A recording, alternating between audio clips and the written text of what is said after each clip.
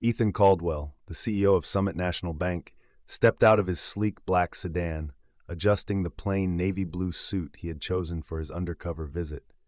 Unlike his usual executive attire, today he wanted to blend in, just another customer, another face in the crowd. He had built this bank from the ground up, but recent customer complaints and whispers about employee mistreatment had pushed him to take matters into his own hands. Walking towards the glass doors of his flagship branch, he noticed the usual hustle: tellers assisting customers, managers overseeing transactions. But something felt off. The atmosphere, instead of being warm and inviting, was stiff, almost tense. Employees exchanged uneasy glances, and customers appeared hesitant, as if they sensed something was wrong. Ethan took a slow breath, stepping into the line at the counter, pretending to be an ordinary client. He wanted to observe firsthand what was happening, to see if the rumors held any truth. That was when he heard it. A hushed, trembling voice, coming from the far end of the teller counters. "I can't afford to lose this job. Please. I need this." His sharp CEO instincts kicked in. He turned his head slightly, trying to pinpoint the source of the distress.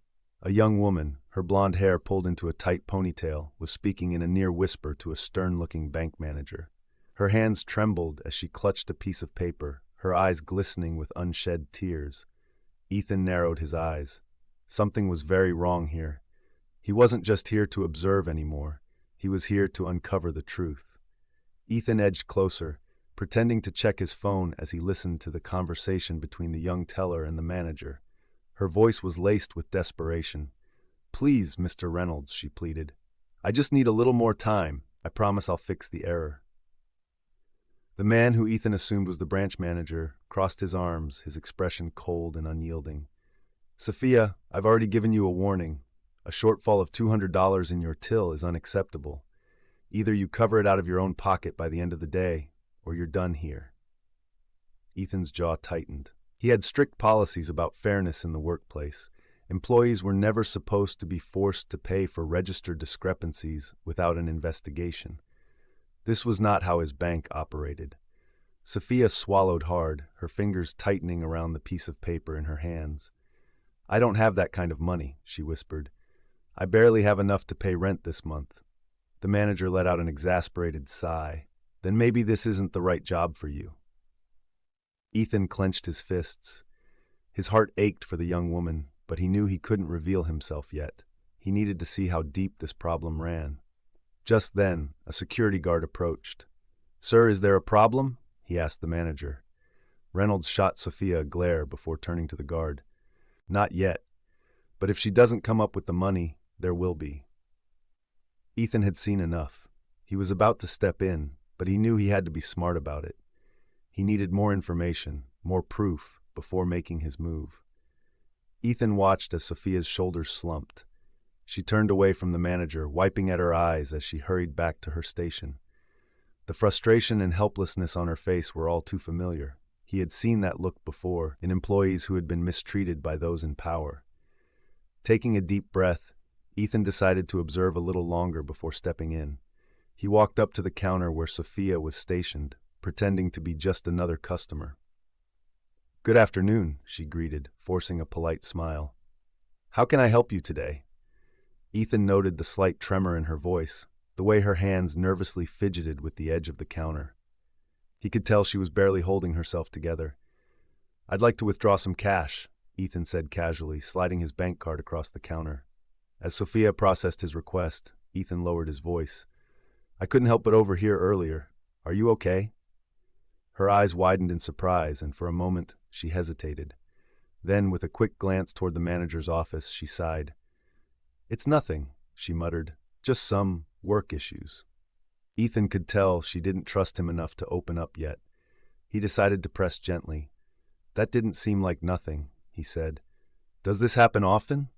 Sophia hesitated, but then, as if unable to contain herself any longer, she whispered, "It's not just me. Mr. Reynolds does this all the time, finding excuses to dock pay or pressure people into covering shortages. A lot of employees have quit because of it." Ethan's blood boiled. This was worse than he thought. His bank wasn't just mismanaged, it was corrupt.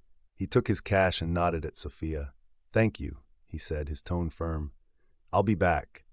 She looked at him curiously, not knowing that the man she had just helped was about to change everything. Ethan left the bank, but his mind was racing. If what Sophia said was true, then employees had been suffering under Reynolds' leadership for a long time. How had this gone unnoticed? How had he, as the CEO, failed to see the corruption happening right under his nose? Determined to dig deeper, Ethan pulled out his phone and made a call. "Daniel, I need you to pull the internal reports for Branch 17, he said. Daniel, his most trusted executive assistant, handled sensitive matters like this with precision. "Of course, sir," Daniel replied. "What are we looking for?" "Any discrepancies in payroll, high turnover rates, complaints from staff, anything that suggests mismanagement or unethical practices." Daniel hesitated.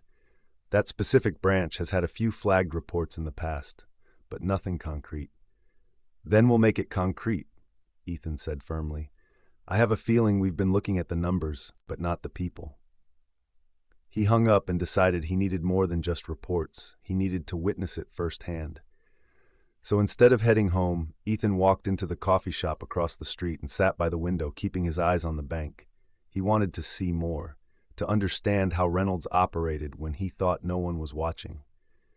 Minutes later, a young teller exited the bank, looking defeated. She was on the phone, frustration in her voice. "I told you, Mom, my paycheck was short again this month. I don't know how I'm supposed to pay rent if this keeps happening." Ethan clenched his jaw, another victim of Reynolds' tactics. He wasn't going to let this continue. It was time for the CEO to step out of the shadows and take back control. Ethan couldn't ignore what he had just overheard. Employees' pay being cut, morale shattered. This wasn't just incompetence, it was intentional exploitation. He needed proof, and he needed it fast. Pulling out his phone, he dialed Daniel again. "Daniel, I need you to check payroll records for this branch over the last year. See if salaries have been reduced or if unauthorized deductions have been made," Ethan instructed. Daniel hesitated. "Sir, that might take a while, but I'll get on it." "Should I alert HR?" "No," Ethan said firmly. "Not yet. If someone inside is manipulating wages, we can't tip them off." Ending the call, Ethan turned his attention back to the bank. He had a plan. He needed to get inside again, but this time he wouldn't just observe, he would act. He straightened his jacket and crossed the street, re-entering the bank. Reynolds was nowhere in sight, but Sophia was still at her station, now assisting a different customer.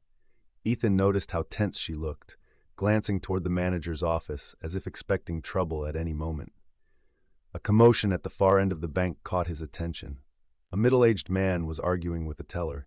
"You deducted overdraft fees when I had money in my account. This is the third time this has happened," the customer protested. The teller looked nervous. "Sir, I don't have control over that. You'd need to speak with the branch manager." Ethan's eyes narrowed. This wasn't just about the employees. Customers were being scammed too. Reynolds wasn't just an awful boss, he was a fraud. Ethan had seen enough. He pulled out his phone and sent a single text to Daniel. "Find out everything on Reynolds. I want his full history. Now." The battle for justice had just begun. Ethan paced near the bank's entrance, waiting for Daniel's response. His instincts told him that whatever was happening inside this branch ran deeper than just one corrupt manager. Within minutes, his phone buzzed. "Daniel, I pulled payroll records. Looks like salary cuts started 6 months ago. Some employees are missing bonuses, and unauthorized deductions have been made. Also, Reynolds had a sudden salary increase around the same time." Ethan clenched his jaw. That confirmed it. Reynolds was bleeding the employees dry for his own gain. But what about the customers? Determined to get more information, Ethan decided to speak directly to the staff. He approached Sophia, lowering his voice. "Hey," he said gently, "I heard what happened earlier. Has Reynolds been treating all of you like this?" Sophia hesitated, fear flashing in her eyes. She glanced toward Reynolds' office door before whispering, "You shouldn't ask questions like that. He watches everyone. People who complain don't last long." Ethan frowned. "Has he fired people for speaking up?" She nodded. "A few. And the ones who stay, well, they start getting pay cuts and write-ups until they quit. He makes it impossible to stay." A surge of anger rushed through Ethan. This wasn't just unethical, it was predatory. "Thank you for telling me," he said. I promise things will change." Before Sophia could respond, Reynolds stepped out of his office. His sharp eyes scanned the room, landing on Ethan. "You again?" Reynolds sneered, walking toward him. "I don't recall seeing you open an account. What exactly are you doing here?" Ethan met his gaze without flinching. "Just observing," he said coolly. "Seems like an interesting place." Reynolds smirked. "It is, and I make the rules here." Ethan smiled back, his expression unreadable. "Not for long." Reynolds narrowed his eyes, sensing something off about Ethan. He was used to scaring off anyone who questioned him, but this man wasn't intimidated. "Observing, huh?" Reynolds crossed his arms. "Well, if you're not here for banking, I suggest you leave." Ethan didn't move. Instead, he turned to Sophia. "Is that how customers are treated here? Forced out when they ask questions?" Sophia swallowed hard, looking between the two men. She wanted to speak, but fear held her back. Reynolds smirked. "Customers are treated just fine, but loiterers, we don't have space for them." Ethan remained calm. "I'll leave when I'm ready. Or would you rather I speak to corporate about this interaction?" For the first time, a flicker of doubt passed over Reynolds' face. He had no idea who Ethan really was, but something about his confidence was unsettling. Before he could respond, another employee, a middle-aged man named Greg, walked up nervously. He hesitated, then spoke softly. "Sir, we're out of cash for withdrawals again." Reynolds' expression darkened. "Then tell them to use the ATM or come back tomorrow." Greg looked uncomfortable. "But we've had 3 customers complain already, and Mrs. Rodriguez, she's been banking here for 20 years, said she'll close her account if this keeps happening." Ethan's ears perked up. No cash for withdrawals? That wasn't just mismanagement. That was a serious problem. Reynolds exhaled sharply. "I don't care. If she wants to leave, let her." Greg hesitated, then glanced at Ethan. "Sir, if you're looking into something, you should know. Money's been going missing. A lot of it." Reynolds whipped around. "That's enough," he barked. "Get back to work." But the damage was done. Ethan had all the confirmation he needed. This wasn't just an abusive manager. This was fraud. Ethan's mind raced. Missing money? That changed everything. He looked at Sophia, who was gripping the edge of the counter, her knuckles white. Greg, clearly terrified, had already backed away. And Reynolds, he was glaring, his face flushed with anger. Ethan knew he had to be careful. If Reynolds caught on to who he was too soon, he could cover his tracks. "Missing money?" Ethan said casually. "That's a serious claim. You'd think corporate would be all over that." Reynolds forced a laugh. "There's no missing money, just rumors from people who don't understand how banking works." His eyes darted toward Greg, a silent warning. Greg dropped his gaze, but Ethan caught the fear in his expression. "Maybe," Ethan said, playing along. "But customers leaving because they can't access their own money? That's a problem. I'd think a branch manager would be more concerned." Reynolds scoffed. "I run this branch just fine." Ethan raised an eyebrow. "Do you?" Reynolds tensed. The other employees nearby had gone quiet, pretending to work, but listening intently. Even Sophia dared a glance at Ethan, her eyes filled with curiosity. The tension thickened until an older woman walked up to the counter. She had a frail frame, silver hair, and a polite but weary smile. "Excuse me," she said, her voice shaky. "I came in yesterday to withdraw my pension, but they told me to return today. Now I'm being told there's no cash again." Reynolds barely looked at her. "Try again tomorrow, Mrs. Rodriguez." Her face fell. "But I need to pay my bills." Ethan clenched his jaw. This was it, proof that something was deeply wrong. He turned to Mrs. Rodriguez and smiled reassuringly. "Ma'am, don't worry. I promise you'll get your money." Reynolds' head snapped up. "And who exactly do you think you are?" Ethan met his gaze, his expression unreadable. "The man who's about to find out what's really going on here." The tension in the room was suffocating. Reynolds' face darkened as he stared at Ethan, his jaw tightening. The other employees froze, sensing that something was about to happen. Mrs. Rodriguez looked between them, confused but hopeful. Sophia's hands trembled as she clutched the counter, waiting to see what Ethan would do next. "I don't appreciate strangers making promises on my behalf," Reynolds said, his voice sharp. Ethan smiled coolly. "I'm not making promises on your behalf. I'm making them on mine." Greg let out an audible breath, as if someone had just lifted a weight off his shoulders. The other tellers exchanged nervous glances. Reynolds, however, wasn't having it. You don't work here, Reynolds sneered. You have no authority, so I suggest you stop acting like you run the place. Ethan chuckled. That's the funny thing, he said, stepping forward. I actually do. A ripple of shock moved through the employees.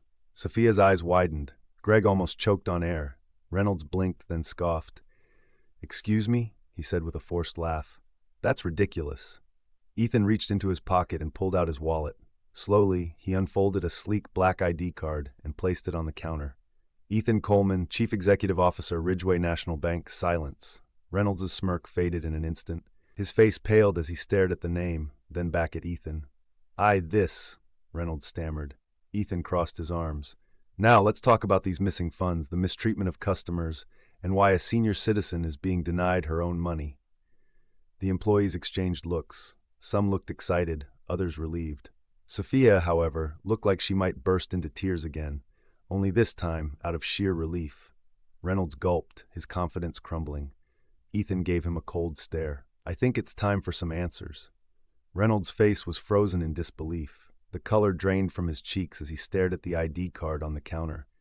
The other employees, who once stood silently under his rule, now looked at him with curiosity, and some with quiet satisfaction.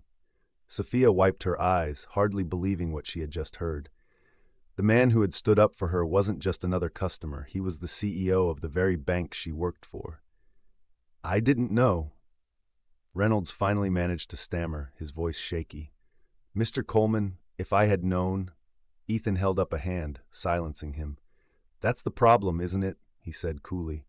You didn't know who I was, so you thought it was okay to treat people like this? To deny an elderly woman access to her own money? To intimidate employees? Reynolds opened his mouth but had no words.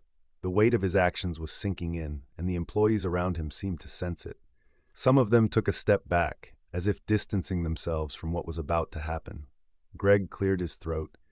Sir, he said, addressing Ethan formally for the first time, I think you should know this isn't the first time he's done something like this. Ethan turned his gaze toward Greg. Is that so? Sophia hesitated for a moment before stepping forward. He pressures us to meet unrealistic quotas, and when we don't, he threatens to cut our hours. He's denied people access to their funds before, especially customers who seem vulnerable, like Mrs. Rodriguez. A murmur spread through the crowd. Some employees nodded in agreement. Others, emboldened by the moment, finally spoke up. He tells us to push unnecessary fees onto customers. He's turned people away just because they asked too many questions. Ethan's expression darkened. He looked at Reynolds, who now appeared to be shrinking under the weight of everyone's accusations. This isn't just bad management, Ethan said, his voice dangerously low. This is corruption. Reynolds swallowed hard. Ethan exhaled sharply. You're done here. A gasp rippled through the room. Sophia's eyes widened. Reynolds staggered back. Wait, please. Ethan turned to Greg. Call HR and let them know I'll be reviewing everyone's complaints personally. Greg nodded eagerly and rushed to the back. Reynolds' hands shook as he looked around the room, but no one came to his defense. He was alone. For the first time, he realized what it felt like to be powerless. The air in the bank was thick with tension. Employees who had once been too afraid to speak now stood tall, their voices finally being heard. Reynolds, on the other hand, looked like a man whose entire world was collapsing around him. Mr. Coleman, please, he begged, desperation laced in his voice. Give me a chance to explain. I was just following protocol. Ethan cut him off with a sharp look. Protocol? His voice was calm but carried the weight of authority. Is it protocol to deny an elderly woman her own money? Is it protocol to manipulate employees with threats? Because from where I'm standing, it looks a lot like abuse of power. Reynolds swallowed hard, searching for a way out. I was only trying to increase efficiency, he muttered, but even he didn't believe his own words anymore. Ethan turned to the employees. Has anyone else been mistreated by Reynolds? A murmur spread through the group before Greg spoke up. I've seen him refuse loans to people who clearly qualified, just because he didn't like the way they looked. Another employee, a young woman with glasses, hesitated before adding, he made us push unnecessary overdraft fees onto struggling customers, and if we refused, he cut our hours. The room fell silent as Ethan absorbed their words. His jaw tightened. This isn't just a bad attitude. This is unethical. Illegal, even. Reynolds took a step back. I didn't mean. Ethan didn't let him finish. He pulled out his phone and dialed a number. Head of HR, this is Ethan Coleman. I need you to come down to the Willow Branch immediately. We have a situation that requires termination and an internal audit. A hush fell over the room as Reynolds' face turned ghostly pale. Termination. Audit. His worst fears had just come true. Ethan hung up and looked at him one last time. You built your power on fear, Reynolds, but fear only works until someone stands up to it. Reynolds had no words, no defense. He simply stood there, stripped of the authority he had once wielded like a weapon. Sophia, standing in the crowd, let out a slow breath. Justice was finally being served. The bank had never been this quiet. Every employee and customer watched in stunned silence as Ethan Coleman, their CEO, took control of the situation with a calm yet unshakable authority. Reynolds, once the untouchable branch manager, stood frozen in place. The reality of his downfall was sinking in. He had spent years ruling through fear, but now there was nowhere left to run. Minutes later, a team from corporate HR arrived, led by a woman named Linda Parsons. Her expression was unreadable as she took in the scene. Mr. Coleman, I understand there's a serious issue here? Ethan nodded. More than serious. I've received multiple reports of unethical practices under Reynolds' management. He's denied customers access to their own funds, pressured employees into deceptive practices, and fostered a toxic work environment. Linda turned to Reynolds, who was now sweating profusely. Mr. Reynolds, do you have anything to say for yourself? I was only following. Linda cut him off. Save it. Effective immediately. You are terminated from your position. Security will escort you out. Gasps rippled through the employees. It was over. The man who had made their lives miserable was finally being held accountable. As two security guards approached, Reynolds sputtered, You can't do this! I've given years to this bank. Ethan's gaze was unwavering. Yes, and in that time you forgot that a bank isn't just about numbers, it's about people. Reynolds had no comeback. Defeated, he let the guards lead him out, the echoes of his footsteps fading as the doors closed behind him. A heavy silence followed, but it wasn't one of fear, it was relief. Ethan turned to the staff. Things will change, starting today. No more unethical practices. No more intimidation. If any of you have concerns, my door is open. Tears welled in Sophia's eyes. Thank you, Mr. Coleman, for everything. Ethan smiled. No, thank you. You had the courage to speak up when others didn't. That's real leadership. The employees erupted into applause. For the first time in years, hope filled the air. The bank would never be the same, but this time, for all the right reasons. What would you do if you walked into a place you owned and saw injustice happening right under your nose? This story proves that true leadership isn't about sitting in an office. It's about standing up for what's right. If this inspired you, share it with someone who needs to hear it. And don't forget to like, comment, and subscribe for more powerful stories that reveal the truth behind everyday encounters.